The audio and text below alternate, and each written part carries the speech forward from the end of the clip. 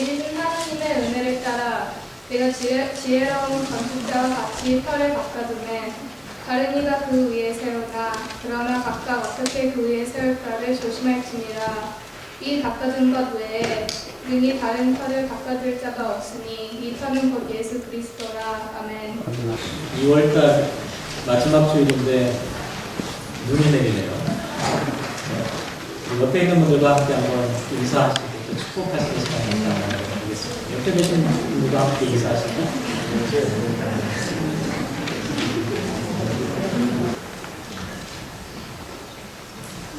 제가 보통 설교를 하면 설교를 끝나자마자 빨리 잊으려고 노력을 해요. 실제로 빨리 잊어요. 제가 딱 이거 단을 내려가면 거의 잊어버리는데 일부러 그렇게 하는 이유가 있어요. 왜냐하면 저는 이제 매주마다 설교를 해야 되니까 그거 계속 생각하고 있으면 또 다음 주 설교 준비하는 데 영향이 있잖아요. 그래서 설교가 끝나면 그 설교를 빨리 잊으려고 하고요. 실제로 그렇게 잘 되는 편인데요. 지난주에는 조금 그게 잘 안 됐어요. 설교를 마치고 한 주를 보내는데 자꾸 그게 생각이 나는 거예요. 그 잔상이라고 할까요? 그 여운이라고 할까요? 그게 자꾸 머릿속에 이렇게 뱅뱅뱅 도는 거예요. 그래서 조금 좀 괴로운 시간을 제가 조금 보냈는데요. 여러분 혹시 기억하실지 모르겠는데 지난주 설교 내용이 어떤 거였냐면 모세의 고별 설교가 나와 있는 신명기 말씀을 함께 생각해 봤잖아요. 제가 모세가 고별 설교했던 것처럼 저도 고별 설교한다 그런 말씀을 드렸잖아요. 사실 그 얘기는 모세의 설교를 그 고별 설교의 의미를 좀 강조하기 위해서 제가 그렇게 말씀을 드렸던 건데 막상 그렇게 제가 이야기를 해놓고 나니까 정말 고별 설교일지도 몰라 그 생각이 자꾸 드는 거예요. 내가 어디 갑자기 사고를 당하나? 그런 생각도 드는 게 아니면 갑자기 내가 많이 아프게 될까? 이런 생각도 제가 하게 됐어요. 아니면 갑작스럽게 교회를 옮겨야 되는 그런 상황이 닥치는 걸까?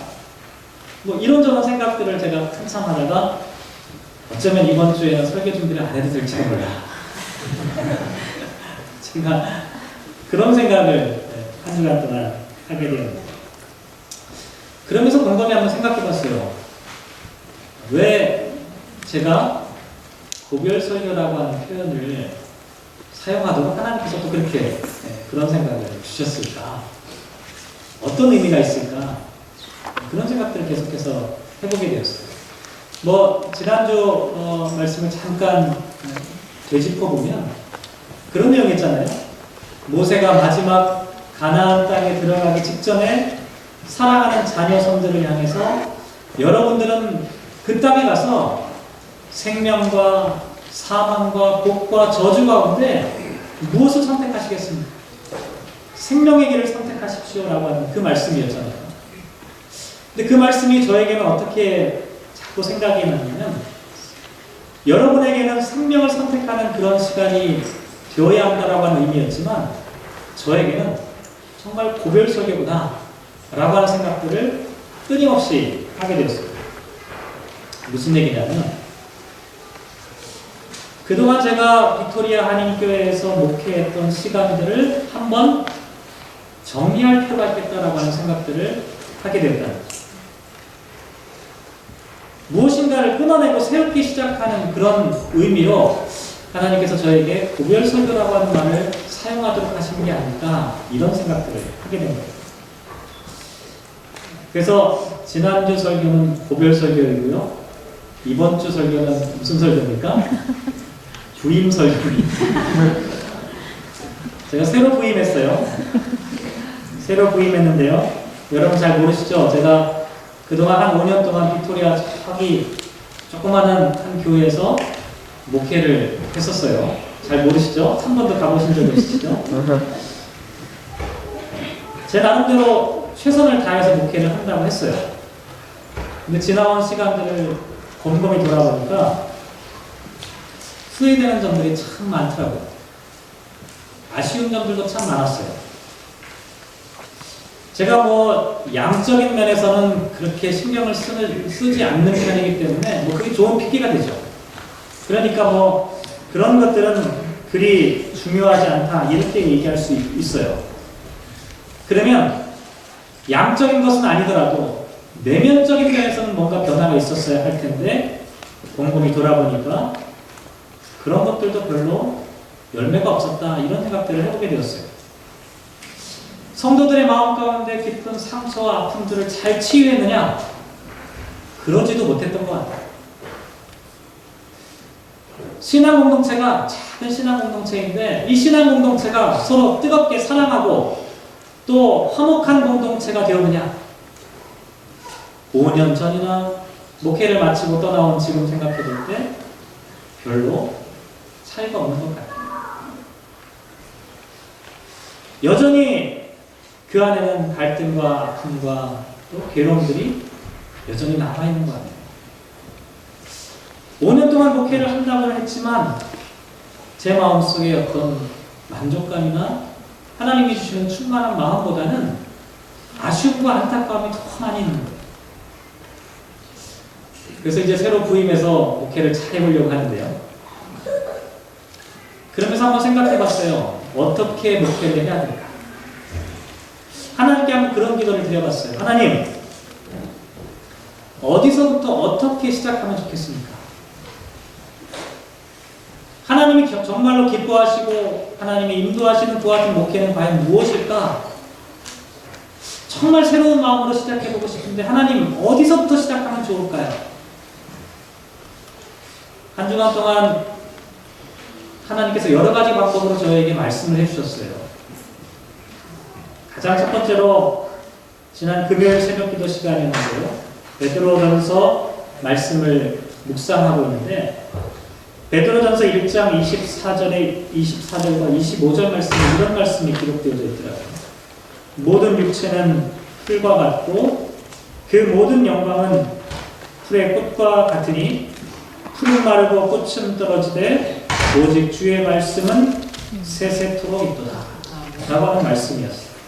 이 말씀은 이사야 40장에 나와 있는 말씀을 베드로가 인용한 말씀인데 이스라엘 백성들이 바벨론 포로로 끌려가면서 슬퍼하며 안타까워하는 그 상황들을 위로하기 위해서 주신 하나님의 말씀이었어요.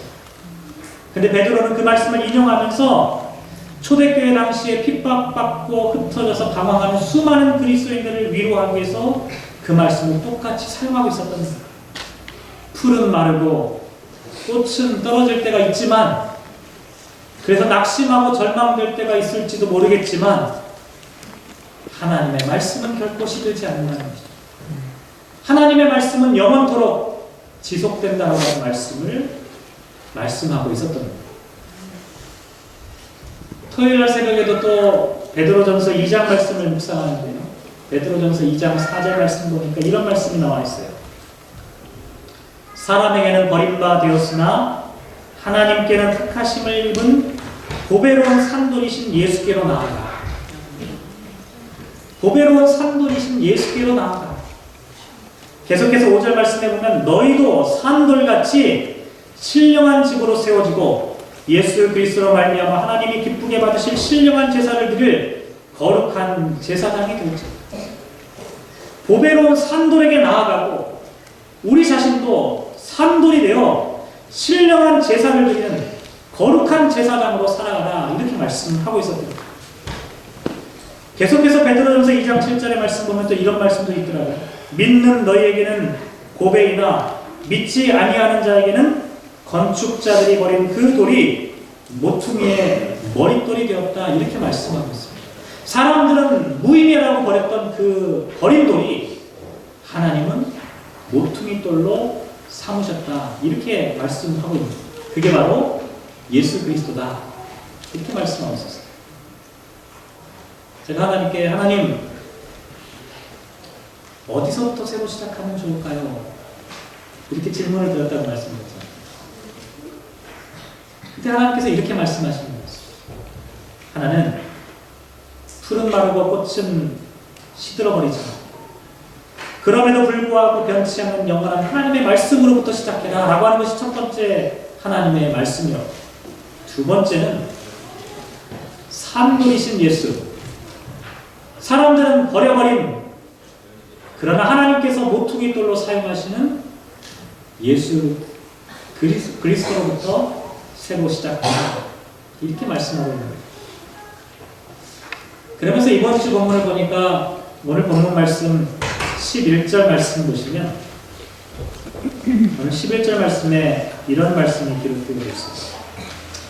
이 닦아둔 것 외에 능히 다른 터를 닦아둘 자가 없으니 이 터는 곧 예수 그리스도네요. 뭐 늘 알던 말씀인데요.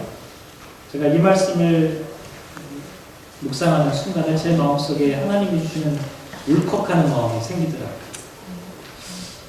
지난 5년 동안 다른 사람들은 어떻게 평가할지 모르지만 제 자신이 볼 때는 별다른 성과도 없고 열매도 없고 제 안에 있는 만족감도 없고 충만함도 없는 그런 목회의 시간들을 보냈습니다.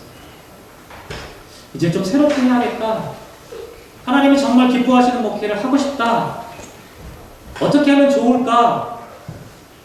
그때 하나님께서 저에게 말씀하시는 것은 예수 그리스도의 터 위에 하나님의 교회가 세워진다라고 하는 말씀을 하고 계셨던 거예요. 오늘 저와 여러분 이 말씀을 함께 생각해 보도록 할 텐데요. 이 말씀을 먼저 이해하시기 위해서는 이렇게 생각하실 필요가 있습니다. 전체적인 고린도전서의 맥락을 좀 이해하실 필요가 있는데, 고린도전서는 구체적인 문제에 대한 답변서입니다.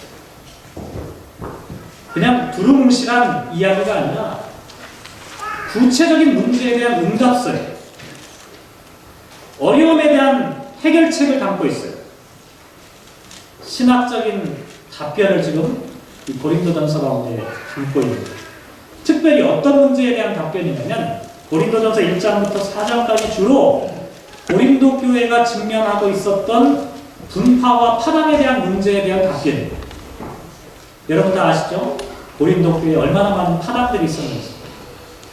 바울파, 아볼로파, 게바파, 그리스도파, 수많은 파당들이 고린도 교회 안에 존재하고 있었기 때문에 사도 바울은 거기에 대한 응답을 해주기 위해서 1장부터 4장까지 거기에 대해서 하나하나 이야기를 해주고 있었어요. 사람들이 심지어 어떻게 말하고 있었냐면 3장 4절 말씀에 보면 어떤 이는 말하되 나는 바울에게라 하고 다른 이는 나는 아볼로에게라 라고 하는 말을 공공연하게 하고 다닐 정도였다. 나는 누구 편이야? 나는 누구 편이야? 라고 하는 이야기를 거리낌 없이 하고 있는 것이 고린도 교회의 모습이었다는 것이죠.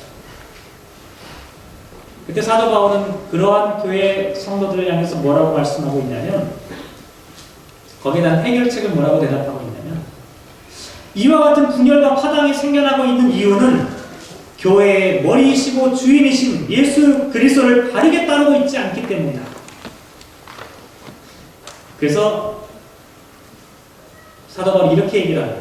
우리는 하나님의 동역자들일 뿐이다. 9절 말씀에 보면 그렇게 얘기합니다. 우리는 하나님의 동역자들일 뿐이다.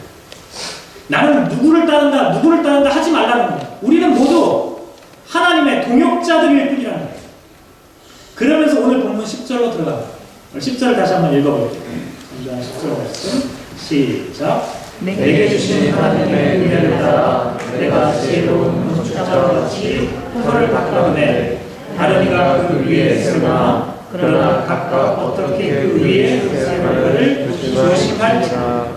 11절 다시 한번 읽어볼게요. 11절 시작. 이 닦아둔 것 외에 능히 다른 터를 닦아둘 자가 없으니 이 터는 곧 예수 그리스도라. 10절과 11절을 연달아 읽어보면 조금 혼란을 느끼시는 그런 문구가 좀 등장해요. 왜냐하면 10절에서 뭐라고 말씀했냐면 내가 지혜로운 건축자와 같이 터를 닦아줘. 여기서 나라고 하는 것은 누굽니까? 사도 바울이에요. 내가 사도 바울이 지금 터를 닦아주었다 이렇게 말하고 있어요. 근데 11절에 보면 또 뭐라고 말씀하고 있어요? 이 닦아둔 것 외에 능히 다른 터를 닦아둘 자가 없으니 이 터는 곧 예수 그리스도다 이렇게 얘기하고 있어요. 조금 전에만 해도 내가 이 터를 닦았다 이렇게 얘기를 했는데 11절 말씀에는 예수 그리스도의 터 외에는 누구도 터를 만들 수 없다라고 말하고 있다는 거죠. 이게 조금 이해하기 어려운 그러한 본문인데 보통 신학자들은 이 본문을 어떻게 해석을 하냐면 10절에 나와 있는 이 터는 건물의 기초적인 터를 얘기하는 게 아니라 기초적인 터 위에 세워진 어떤 기둥을 얘기합니다. 똑같은 헬라어로 되어 있긴 하지만 10절에 사도 바울이 자기가 세워놓은 터라고 하는 이 표현은 건물의 기초적인 벽을 의미한다라고 합니다. 그리고 11절에 나와 있는 이 터라고 하는 이 단어는 말 그대로 파운데이션을 얘기합니다. 진짜 건축물의 토대가 되는 그 터를 의미한다. 이렇게 얘기해 볼 수가 있다는 거죠. 다시 말씀드리면 사도 바울은 고린도 교회의 실질적인 터는 그 파운데이션이 되는 그 기초는 예수 그리스도의 터이시고 자기는 그 위에 기초 벽을 하나 세웠을 뿐이다. 이렇게 말하고 있는 그 같은 본문이라고 하는 거죠. 사실 고린도 교회는 사도 바울이 결정적으로 헌신하고 노력해서 세워졌던 그와 같은 교회였습니다. 여러분 사도행전에 나와 있는 이야기를 한번 살펴보시면 다 알 수가 있어요. 고린도 교회를 세우기 위해서 사도 바울이 얼마나 헌신하고 애를 썼는지 2차 전도 여행을 할 때 고린도에 도착한 바울이 그래서 누구를 만나게 되냐면 아굴라와 브리스길라 부부를 만나게 됩니다. 함께 모여서 전도를 시작하게 됩니다. 그때 디도 유스도라고 하는 헬라 사람 한 명을 만나서 그 사람을 전도하게 됩니다. 이 사람이 어떻게 되냐면 자기 집에 와서 예배 드립시다 해가지고 그 집에 가서 예배를 시작하게 됩니다. 고린도 교회가 이렇게 시작했어요. 그러다가 어떤 일이 벌어지냐면 유대인들이 바울을 고소하게 되는 거죠. 18개월 동안 이 고린도에 머물고 있으면서 사역을 계속했는데 수많은 우여곡절도 있었고 또 시련도 있었어요. 그런데 사도 바울이 애쓰고 수고하고 노력했던 그 결과로 고린도 교회가 자리를 잡기 시작했던 거예요. 이 정도 되면 고린도 교회의 기초는 자기 자신이다. 이렇게 얘기해도 부끄럽지 않습니다. 다른 사람도 그렇게 인정할 만하다는 것이죠. 그런데 그런 의미에서 10절에 보면 자기 자신은 그렇게 기둥벽 하나를 세웠다라고 이야기할 수 있다는 거예요. 근데 그 이야기가 끝나자마자 사도 바울이 곧장 뭐라고 얘기하냐면 사람들이 오해할까봐 11절에 능히 다른 터를 닦아줄 자가 없다 이렇게 말하고 있다는 거죠. 예수 그리스도의 터 위가 아니면 누구도 새로운 터를 만들 수 없다라고 하는 이야기를 사도 바울 스스로 하고 있다. 지금 고린도 교회 문제가 뭐라고 했습니까? 파당과 분파의 문제라고 말씀을 드렸어요. 다 자기를 중심으로 보이라고 사람들이 이야기하고 있었다는 거죠. 사도 바울은 나도 기둥 하나를 세웠다는 얘기를 하고 있습니다. 하지만 모든 기둥들은 어디 위에 세워져야 하냐면 예수 그리스도의 터 위에 세워져야 한다고 하는 사실을 말씀하고 있었다는 거죠. 이런 점에서 사도 바울은 참 사도 바울이에요. 사도 바울의 위대한 점들이 바로 이런 면에서 부각되는 모습이라고 생각이 됩니다. 우리 교회도 마찬가지입니다. 빅토리아 한인교회의 기초는 누구입니까? 빅토리아 한인교회의 토대는 과연 무엇입니까? 목사가 토대입니까? 장로들이 토대가 될까요? 교회를 세우기에 헌신했던 사람들이 교회의 토대일까요? 물론 다 중요한 분들입니다. 이 자리에 있는 여러분들이 교회의 토대입니까? 누구도 아니라는 거죠. 교회의 진정한 토대는, 진정한 교회의 터는 예수 그리스도로부터 시작해야 한다고 하는 사실을 우리에게 말씀해 주고 있다는 거죠. 근데 이것을 이렇게 한번 생각해 보실 필요가 있어요. 너 나하고 크게 상관없어. 우리 교회 그래 예수님으로부터 시작해. 이건 그냥 신앙적으로 동의하실 수가 있을지 모르겠어요. 그런데 사도 바울은 여기에 대해서 한 걸음 더 나갑니다. 16절 말씀 한번 읽어볼까요? 13장 16절 말씀입니다. 같이 읽겠습니다. 시작. 너희는 너희가 하나님의 성전인 것과 하나님의 성령이 너희 안에 계시는 것을 알지 못하느냐. 빅토리아 한인교회의 토대가 예수 그리스도라고 하는 사실은 다 동의하시지만 여러분 자신의 토대가 예수 그리스도라고 하는 사실에 대해서도 동의하시냐라고 하는 거죠. 여러분이 하나님의 성전인 것과 하나님의 성령이 여러분과 함께 하시는 사람들인데 여러분의 삶의 기반과 여러분의 삶의 토대도 역시 예수 그리스도가 되어야 한다는 거죠. 여러분이 살아왔던 삶을 지탱하는 것은 여러분이 쌓아놓은 재산이나 인격이나 경험이나 학식이나 이런 것들이 여러분의 삶의 토대가 아니라는 거예요. 여러분의 삶을 지켜낼 수 있는 유일한 토대는 여러분의 삶이 예수 그리스도의 그 밑바탕 위에 바르게 세워져 있느냐라고 하는 것을 우리에게 말씀해 주고 있다. 근데 그것으로만 문제가 다 끝나지는 않더라고요. 오늘 말씀을 곰곰이 묵상해 보니까 10절 말씀을 한번 다시 한번 보시면 이렇게 되겠습니다. 내게 주신 하나님의 은혜를 따라 네가 지혜로운 건축자와 같이 터를 닦아두매 다른 이가 그 위에 세우나 그러나 각각 어떻게 그 위에 세울까를 조심할지. 맨 끝에 보세요. 그 위에 어떻게 세울까를 조심해야 한다라고 하는 것을 우리에게 말씀하고 있습니다. 바울이 고린도 교회의 기둥을 세워나가는데 여러 동역자들이 함께 그 기둥을 세워나가고 있어요. 신앙 공동체를 함께 세워나가고 있는데 문제는 뭐냐면 각각 어떻게 그 위에 세우고 있느냐, 이 문제가 중요하다. 뭘 조심해야 되냐면 12절 이하에 보면 조심해야 될 것이 무엇인지 말씀해 주거든요. 금이나 은이나 보석이나 나무나 풀이나 짚으로 이 터 위에 세우기도 한다. 이걸 조심해야 된다라고 이야기하고 있다. 어떤 사람은 금으로, 어떤 사람은 은으로, 어떤 사람은 보석으로 세우는데 어떤 사람은 나무나 풀이나 짚으로 이 터 위에 기둥을 세우고 있다는 거예요. 6가지 재료가 나와 있죠. 이것은 크게 2가지 카테고리로 우리가 나눠볼 수가 있는 거예요. 13절에 불이라고 하는 표현이 나와 있어요. 불이 나와요. 그죠? 13절에 나와 있는 불을 연관시켜서 생각해보면 6가지 재료는 크게 2가지로 나눠져. 하나는 뭐예요? 불에 타버리는 재료와 불에 타지 않는 재료로 나눠진다. 무슨 얘기냐면 고린도 교회의 사람들이 또 사도 바울과 함께하는 동역자들이 고린도 교회에 기둥을 세우고 있어요. 예수 그리스도라고 하는 토대 위에 기둥을 하나씩 세우고 있는데 어떤 기둥을 세우고 있냐면 어떤 사람은 금으로 세우고 어떤 사람은 은으로 보석으로 불에 타지 않는 재료를 갖고 그 기둥을 세우고 있는데 어떤 사람은 보니까 나무로, 어떤 사람은 풀로, 어떤 사람은 심지어 지푸라기 같은 것으로 그 기둥을 세우고 있다는 거예요. 그렇게 지푸라기로 기둥을 세우면 그 집이 세워질 수 있습니다. 근데 제가 말씀을 묵상하면서 그런 생각했어요.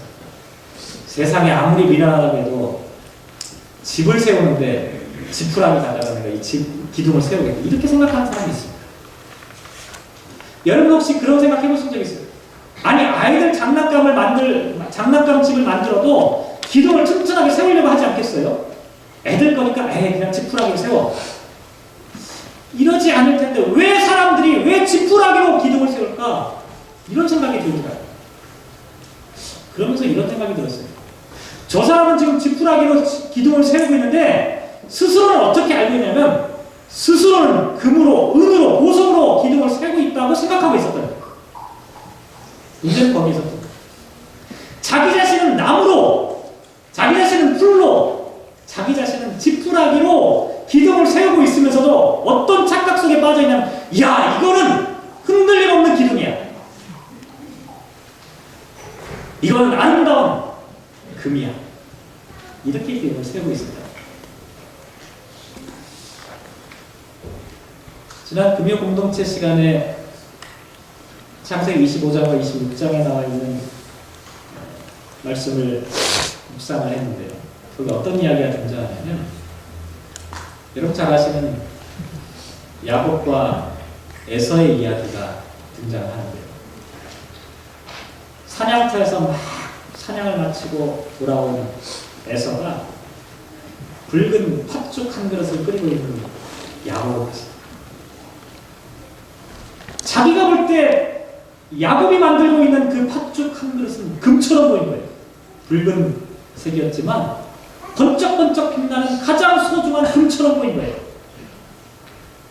반면에 자기가 태어나면서부터 장자로서 받았던 하나님의 축복권 장자의 권리는 당장 내 안에 있는 이 배고픔의 문제를 해결할 수 없는 무가치한 것으로, 지푸라기 같은 것으로 생각되었어요. 그 순간 자기가 금이라고 생각했던 것을 선택했던 거예요. 팥죽 한 그릇으로 자기 인생의 기둥을 세우고 있었던 거예요. 나중에 알고 보니 그것은 황금빛 지푸라기에 불과했다는 사실을 에서가 깨닫지 못했다. 말씀을 묵상하는데 두려운 마음이 들더라고요. 제 안에 막 덜컥하는 마음이 생겼어요. 저는 나름대로 금으로, 은으로, 변치 않는 것으로, 흔들림 없는 것으로, 불에 타버리지 않는 것으로 기둥을 세운다고 세웠는데 하나님이 보시기에는 이것은 한순간에 무너질 수 있는 그와 같은 지푸라기와 같은 것이라면 얼마나 그것이 어이없는 일이 되겠습니까? 저와 여러분의 인생을 열심히 최선을 다해 아름다운 금으로, 보석들로 기둥을 열심히 세웠는데 그것이 알고 보니 팥죽 한 그릇에 불과한 허무하고 무의미한 것이었다면 얼마나 안타까운 일이겠습니까? 겁이 나더라고요. 나는 과연 하나님이 보시기에 아름다운 기둥으로 지금 하나님의 아름다운 성전된 몸을, 하나님의 아름다운 교회를 세워나가고 있는가라고 하는 그런 문제를 고민하겠습니다. 내가 지금 사용하고 있는 이 재료는 정말 흔들림이 없는 것일까? 내가 만들고 있는 이 기둥은 정말로 금과 같은 것일까? 아니면 내가 혼자 착각 속에 빠져있는 것은 아닐까? 이런 고민들을 계속 하면서 그래, 불에 타버리지 않는 금으로, 은으로, 보석으로 아름다운 것들로 하나님의 교회를 세워야지. 하나님의 몸된 성전을 세워나가야지. 근데 그 다음에 문제는 또 어떤 문제냐? 어떻게 그걸 가능해 하는 문제. 내가 금으로 세운다고 했지만 이게 지푸라기라면 내가 어떻게 금인지 지푸라기인지를 분별할 수 있냐? 어떻게 분별하면 좋을까요? 오늘 본문 가운데 그 답을 또한 말씀해 주고 있더라고요. 해결책이 13절 말씀 가운데 담겨져 있습니다. 13절 말씀 한번 같이 한번 읽어볼까요? 시작. 각 사람의 흔적이 나타날 터이에 그날이 흔적을 밝히니 이는 불로 나타내고 그 불이 각 사람의 흔적이 어떠한 것을 시험할 것입니다. 저와 여러분이 지금 세우고 있는 기둥의 재료가 금인지 지푸라기인지를 분별할 수 있는 방법이 뭐라고요? 불로 나타날 수 있다라고 말씀합니다. 여기 나와 있는 불이라고 하는 것은 과연 무엇일까요? 성경에서 불이라고 하는 이 표현은요, 여러 가지 의미가 담겨 있는데요. 가장 일반적으로 사용하는 표현이 뭐냐면 하나님께서 이 세상을 심판하실 때 하시는 심판의 불이라고 하는 의미가 있습니다. 나타난다라고 하는 표현은 뭐냐면 드러난다, 증명한다, 입증한다 의미를 갖고 있어요. 이렇게 보면 하나님께서 이 세상을 심판하실 때 내가 금으로 세웠는지 아니면 지푸라기로 세웠는지 드러나게 된다, 입증된다, 이런 표현으로 우리가 이해를 해볼 수가 있어요. 근데 제가 이 말씀을 묵상하면서 야, 그렇게 만약에 묵상한다면 그러면 심판이 되기 전까지는 모른다는 얘기예요. 그런 생각이 들더라고요. 그렇잖아요. 심판하실 때가 딱 되어야만 하나님의 심판의 불로 딱 비춰보면 그때 돼서 금인지 지푸라기인지가 분별된다면 그때가 되기 전까지는 모른다는 얘기예요. 아, 이것도 구별하는 방법이 아니겠다, 이런 생각이 들었어요. 그런데 여기서 말하고 있는 이 불이라고 하는 이 표현이 심판의 불이라고 하는 의미로 생각해 볼 수 있지만 같은 13절에 뭐라고 나와 있냐면 시험이라고 하는 단어와 연관시켜서 한번 생각해 볼 필요가 있다. 불이라고 하는 것이 하나님께서 종말의 때 하나님의 심판의 불을 의미할 수도 있지만 이 본문 가운데서는 시험이라고 하는 단어를 같이 사용하고 있다. 다시 말해서 여기 나와 있는 불이라고 하는 것은 우리를 연단하고 시험하는 그와 같은 불일 가능성이 크다. 실제로 성경을 보면 불같은 시험, 불시험이라고 하는 표현들이 많이 기록되어 있는데요. 베드로전서 4장 12절 말씀을 보면 사랑하는 자들아 너희를 연단하려고 오는 불시험을 이상한 일 당하는 것 같이 이상히 여기지 말라 이렇게 말씀하고 있습니다. 우리를 연단하려고 오는 불시험을 이상하게 생각하지 말라. 여기 나와 있는 불시험을 영어 성경에는 painful trial 이렇게 번역을 하고 있어요. 우리를 향해 고통스러운 하나님의 연단이 불시험이라고 하는 표현으로 되어 있다. 스가랴 13장 9절 말씀에도 보면 오늘 본문과 아주 유사한 말씀이 나오는데요. 내가 그 3분의 1을 불 가운데 던져 은같이 연단하여 금같이 시험할 것이다. 그들이 내 이름을 부르리니 내가 들을 것이며 나는 말하기를 이는 내 백성이라 할 것이요 그들은 말하기를 여호와는 내 하나님이시다 하리라. 무슨 얘기냐면 하나님의 불같은 시험을 통해서 연단된 후에 하나님께서 그 백성을 내 백성이라고 말씀하겠다라고 말씀하고 있는 장면이라는 거죠. 결국 불로 시험한다라고 하는 것은 불같은 연단을 의미하고 불같은 훈련을 의미한다는 것이죠. 다시 말씀드리면 불같은 시험과 연단의 과정을 통과해보면 저와 여러분이 세우고 있는 기둥이 금인지 아니면 지푸라기인지를 판별할 수 있게 된다는 거죠. 세상에 이런 것들이 신앙적인 것 말고도 많이 있더라고요. 아름다운 다이아몬드, 어떤 목사님 설교하실 때 그런 얘기 하시더라고요. 다이아몬드를 만들 때 1700도의 고열에다가 5만 기압의 무게로 압축시키면 그 탄소가 다이아몬드가 된다고. 제가 해본 건 아니라서 모르겠지만 5만 기압이라고 하는 것이 얼마만한 무게와 압력이냐면 조그마한 도토리를 집채만한 쇳덩어리로 누르는 그 힘이라고 얘기해요. 엄청난 압력과 그 무게, 극한 고통을 통과한 후에 아름다운 다이아몬드가 만들어지게 된다. 애벌레가 나방이 되는 것을 연구했던 찰스 포우만이라고 하는 학자가 있었는데요. 이분이 1년 동안 이것을 관찰했다고 하는데요. 그 후에 이런 수필을 자기가 썼다고 해요. 어떤 내용이냐면 맨 처음에 번데기에서 나방이 나오는 것을 관찰하게 되었을 때 저는 저 작은 구멍으로 안간힘을 쓰면서 나오려는 나방이 너무나 불쌍해서 가위로 그 구멍을 잘라줬다는 것입니다. 그런데 큰 구멍으로 쉽게 빠져나온 그 나방은 나중에 방구석을 기어다닐 뿐 가엾게도 날지를 못했다는 겁니다. 너무 일찍 그리고 너무 쉽게 번데기에서 나온 그 탓이었다. 이렇게 기록을 하고 있습니다. 고통 없이 번데기를 나온 나방은 날 수 없다라고 하는 그 사실입니다. 과연 우리에게 어떤 의미를 던져주고 있을까 한번 생각해 볼 필요가 있습니다. 오늘 본문에 나와 있는 말씀도 마찬가지라고 하는 것이죠. 불같은 시험과 시련을 통과해 봤을 때, 그 고난의 시간들을 비추어 봤을 때 여전히 나에게 의미 있게 살아남아 있다면 그것은 내가 세우고 있는 그 기둥이 금 같은 기둥이고 은 같은 기둥이고 보석 같은 기둥이지만 겉으로 보기에는 아름답게 보이고 휘황찬란해 보이지만 불같은 시련을 당하게 되었을 때 순식간에 사라져버리는 그와 같은 것들이라면 그것들은 내가 지금 세우고 있는 기둥으로는 도무지 기둥 전체가 다른 아무것도 지탱할 수 없는 그런 연약한 것에 불과하다는 것을 우리에게 말씀해 주고 있다는 겁니다.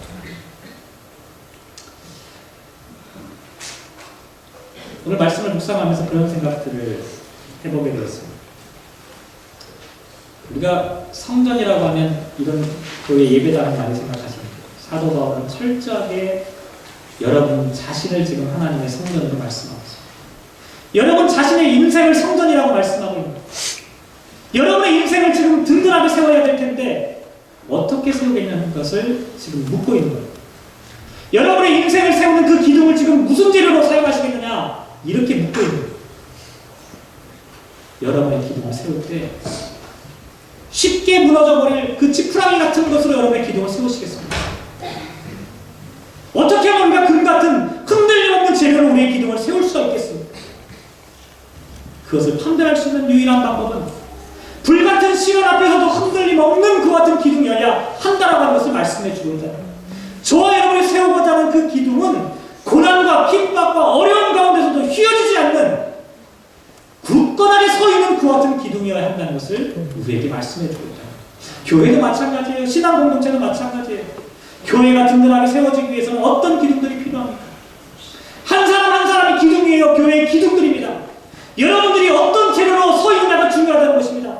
여러분들이 지금 지푸라기같이 고통과 고난과 연약함 때문에 쉽게 쓰러져버리고 불에 타버리는, 사라져버리는 그와 같은 기둥이 된다면 교회는 설 수가 없다는 겁니다. 한 사람 한 사람의 기둥들이 어떻게 서합니까? 불에도 견뎌낼 수 있는 금 같은 기둥으로 서야 한다는 것입니다. 은 같은 기둥, 보석 같은 기둥으로 변함없이 그 자리에 서 있어야 한다는 것을 우리에게 말씀해 주고 있다는 것입니다. 말씀을 마무리하도록 하겠습니다. 지난주 고별 설교를 한 다음에 제가 마음이 괴로웠다라고 말씀드렸습니다. 참 괴롭더라고요. 그리고 난 다음에 정말 새로운 마음으로 하나님의 새로운 교회를 좀 차려봐야겠다, 이런 마음들을 해보게 되었어요. 어떻게 하면 좋을까? 하나님의 응답은 이런 것들이었어요. 내가 갖고 있는 경험이나 지식이나 내가 갖고 있는 어떤 것들이 아니라 하나님의 교회입니다. 그 무엇보다도 예수 그리스도의 터 위에 세워져야 합니다. 나의 경험이 아니라 예수 그리스도의 터전 위에 서야 합니다. 나의 신학적 지식이 아니라 예수 그리스도의 터전 위에 서야 합니다. 우리 교회의 역사가 아니라 예수 그리스도의 터전 위에 서야 합니다. 예수 그리스도의 터전 위에 서야 합니다. 그리고 예수 그리스도의 터전 위에 기둥들을 바르게 세워야 합니다. 흔들림 없는 기둥들이 세워져야 한다는 거예요. 저와 여러분의 인생이 한순간에 불타버릴 그와 같은 것들로 세워져서는 안 된다는 거죠. 어떤 시련이 와도 고통이 와도 흔들림 없이 세워질 수 있는 그 기둥들로 세워져야 한다는 거죠. 켈빈 신학교 총장이신 코넬리어스 프렌틴카라고 하는 그 박사님이 계십니다. 이분이 이런 얘기를 했어요.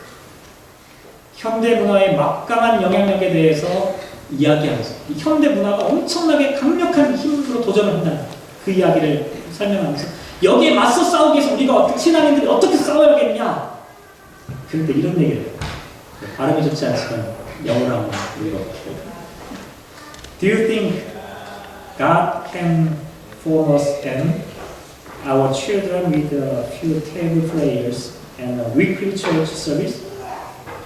Can God do this when pop culture is forming us the rest of the time?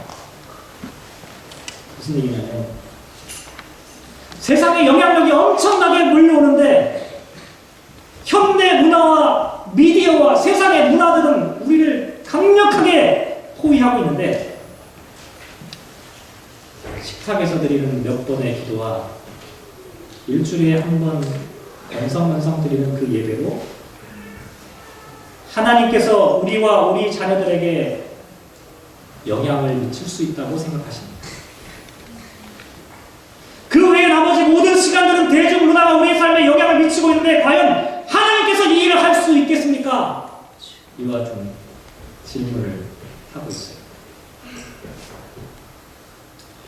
이 세상에 지푸라기로 집을 세우는 사람은 아무도 없어요. 그런데 제가 이 이야기를 읽으면서 그런 생각, 나는 참 지푸라기로 교회를 세우려고 해요. 많은 교회들이 지푸라기로 교회를 세우고 있다. 많은 신앙인들이 지푸라기로 교회와 자기 자신의 몸을 세워가고 있는 것입니다. 그와 같은 집들이 어떻게 되겠습니까? 시련이 오고 고통이 오고 불시험이 올 때 어떻게 되겠습니까? 견뎌낼 수 있겠습니까? 무너져 버리는 거예요. 당장의 시장길을 해결하기 위해서 붉은 그 팥죽 한 그릇에 장작만을 팔아버리는 그 에서의 모습이 우리의 모습입니다. 사랑하는 성도 여러분, 간절히 바라기는 저와 여러분의 인생이 예수 그리스도 위에 굳건하게 세워지는 아름다운 기둥들, 아름다운 인생들로 살아가시는 거예요. 그래서 하나님을 향해 두 손을 들고 이 세상을 떠받칠 수 있는 하나님의 위대한 성전 그분들이 되시기를 주님의 이름으로 기원합니다. 네.